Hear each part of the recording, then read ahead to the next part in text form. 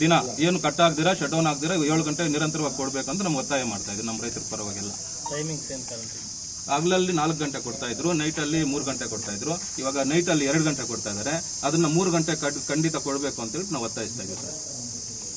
ಅಯ್ಯಂತರು BESCOM Bethamangala KGF taluk ಈ ದಿನ ಇಡೀ ಕ್ಯಾಸಂಬಲಿ ಹೋಬಳಿ ಸೇರಿದ ಕೃಷಿ ಭೂಮಿಗಳಿಗೆ ಬರೀ 5 ಗಂಟೆ ಸಮಯಕ್ಕೆ ವಿದ್ಯುತ್ ಸರಬರಾಜು ನೀಡಿರುವ ಬಗ್ಗೆ ಮೇಲ್ಕಂಡ ವಿಷಯಕ್ಕೆ ಸಂಬಂಧಿಸಿದಂತೆ ತಮ್ಮಲ್ಲಿ ತಿಳಿಯಪಡಿಸಲು ಇಚ್ಛಿಸುವ ಏನೆಂದರೆ, ಕಳೆದ ಸುಮಾರು ವರ್ಷಗಳಿಂದ ನಮ್ಮ ಕ್ಯಾಸಂಬಲಿ ಹೋಬಳಿಗೆ ಸೇರಿದ ಎಲ್ಲ ಕೃಷಿ ಭೂಮಿಗಳಿಗೆ ದಿನನಿತ್ಯ 7 ಗಂಟೆ ಸಮಯ ವಿದ್ಯುತ್ ಸರಬರಾಜು ನೀಡುತ್ತಿದ್ದು, ತತ್ಸಮಯ ಆ ಅವಧಿಯಲ್ಲಿ ಬರೀ 5 ಗಂಟೆ ಸಮಯಕ್ಕೆ ಬದಲಾಯಿಸುತ್ತಾರೆ. ಈ ಕಾರಣ ನಮ್ಮ ಕೃಷಿ ಕೆಲಸಕ್ಕೆ ಹೆಚ್ಚಿನ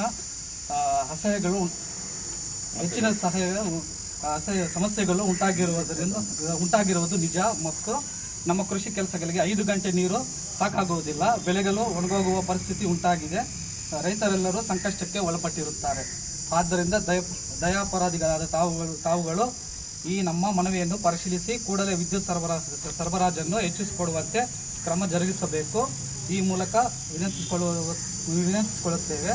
ಈ ನಮ್ಮ ಕೋರಿಕೆಯನ್ನು ನಿರ್ಲಕ್ಷಿಸುವ ಸ್ಥಿತಿಯಲ್ಲಿ ನಾವು ಮತ್ತು ನಮ್ಮ ಸಂಘಟನೆಯ ವತಿಯಿಂದ ತಮ್ಮ ಕಚೇರಿಯ ಮುಂಭಾಗದಲ್ಲಿ ಧರಣಿ ಹೋರಾಟವನ್ನು ಕಾನೂನು ರೀತಿಯಲ್ಲಿ ಹಮ್ಮಿಕೊಳ್ಳುವ ಅವಶ್ಯಕತೆ ಉಂಟಾಗಿರುತ್ತದೆ. ನಮ್ಮ ಕರ್ನಾಟಕ ದಲಿತ ಜನಸೇನೆ ವತಿಯಿಂದ ನಮ್ಮ ಬೆಸ್ಕಾಂ ಅಧಿಕಾರಿಗಳಿಗೆ ಒಂದು ಸೂಚನೆಯನ್ನು ನೀಡ್ತಾ ಇದ್ದೀವಿ. ನಮ್ಮ ಸಂಘಟನೆ ಪರವಾಗಿ ಹಾಗೂ ನಮ್ಮ ಬಂದಿರುವಂಥ ಎಲ್ಲ ಈ ಕ್ಯಾಸಂಬಲಿ ಮಟ್ಟದ ಎಲ್ಲ ರೈತರ ಪರವಾಗಿಯೂ ನಾವು ಒಂದು ಹೋರಾಟವನ್ನು ಮುಂದಿನ ದಿನಗಳಲ್ಲಿ ಕಾನೂನಾತ್ಮಕವಾಗಿ ಹಮ್ಮಿಕೊಳ್ತೇವೆ ಎಂದು ಬೆಸ್ಕಾಂ ಇಲಾಖೆಗೆ ಒಂದು ಎಚ್ಚರಿಕೆಯನ್ನು ನೀಡ್ತಾ ಇದ್ದೀವಿ.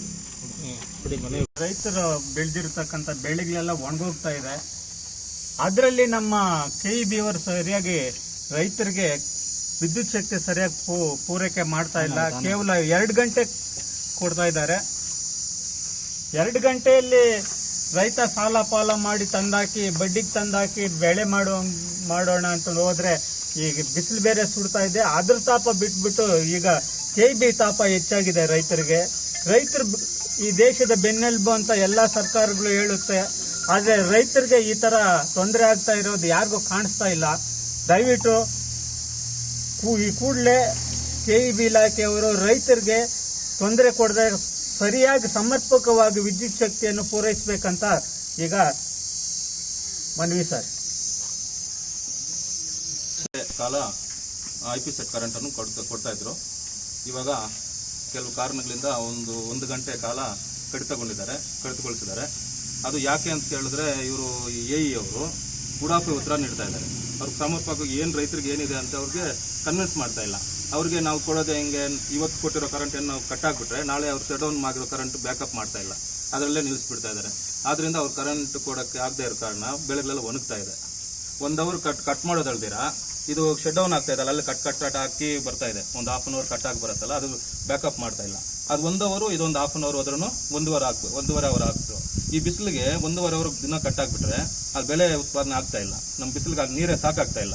ಆ ಬಿಸಿಲಿಗೆ ಆ ನೀರು ಎಳ್ಕೊಬಿಡ್ತಾ ಇದೆ. ಡ್ರಿಪ್ಪಲ್ಲಿ ಸೋರೋ ಹನಿ ನೀರಾವರಿ ಎಲ್ಲ ಡ್ರಿಪ್ಗೆ ಒಣಗೋಗ್ತಾ ಇದೆ ಲೋಡ್ ಪ್ರಾಬ್ಲಮ್ ಇಂದ. ನಮಗೆ ಬಿಸಿಲದೊಂದು ಕಾಟ್ಕ ಆದ್ರೆ ಇವ್ರದ್ದೊಂದು ಕಾಟ್ಕ ಆಗ್ಬಿಟ್ರಿ AE ಅವ್ರದ್ದು.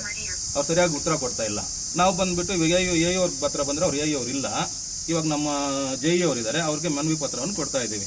ಮುಂದಿನ ದಿನಗಳ ಹಿಂಗೆ ಕಂಟಿನ್ಯೂ ಆದರೆ 1 ವಾರದೊಳಗೆ ದೊಡ್ಡ ಮಟ್ಟದಲ್ಲಿ ಬೃಹತ್ ಹೋರಾಟವನ್ನು ಹಮ್ಮಿಕೊಳ್ತೀವಿ. ಅವರಿಗೆಲ್ಲ ನಮಸ್ಕಾರ. ಸುಮಾರು ದಿನಗಳಿಂದ ಈ ಸಮಸ್ಯೆ ನಮ್ಮ ಗಮನಕ್ಕೆ ಬಂದಿದೆ. ಆದರೆ ನಮ್ಮ ಮೇಲೆ ತೀಗೋಲಲ್ಲಿ 220 kV ಬರುವ ಒಂದು ಟ್ರಾನ್ಸ್ಫಾರ್ಮರ್ ಫೇಲಿಯರ್ ಆಗಿ ಕಾರಣ ಕರೆಂಟು ಸರಿಯಾಗಿ ಕೊಡೋಕ್ಕಾಗ್ತಾ ಇಲ್ಲ. ಮೇಲಧಿಕಾರಿಗಳೇ ಈ ವಿಷಯವನ್ನು ತಿಳಿಸಿದ್ದೀನಿ ನಾನು. ಅವರು 1 ವಾರದಲ್ಲಿ ಸರಿಪಡಿಸಿ ಅಂತ ಹೇಳಿದ್ದಾರೆ. 1 ವಾರದ ಒಳಗಡೆ ಈ ಸಮಸ್ಯೆ ಬಗೆಹರಿಸುವಂತ ನಿಮಗೆಲ್ಲ ನಾನು ತಿಳಿಸ್ತಾ ಈ 2 ಮಾತುಗಳನ್ನು ನಾನು ಸರ್ 1 ವಾರದಲ್ಲಿ ಬಗೆಹರಿದಿಲ್ಲ ಅಂದ್ರೆ ಎಚ್ಚರಿಕೆ ಕೊಟ್ಟಿದ್ದಾರೆ ಅವರು. ಅದ್ರ ಬಗ್ಗೆ ಏನು ಹೇಳಿ ಸರ್? ಆಯಿತು, ಈ ವಿಷಯವನ್ನು ನಾನು ಮೇಲಧಿಕಾರಿಗೆ ತಿಳಿಸಿ 1 ವಾರ ಒಳಗಡೆ ಆಗಿಲ್ಲ ಅಂದ್ರೆ ದೊಡ್ಡ ಹೋರಾಟ ಮಾಡ್ತಾರಂತ ನಾನು ಈ ವಿಷಯವನ್ನು ತಿಳಿಸ್ತೀನಿ.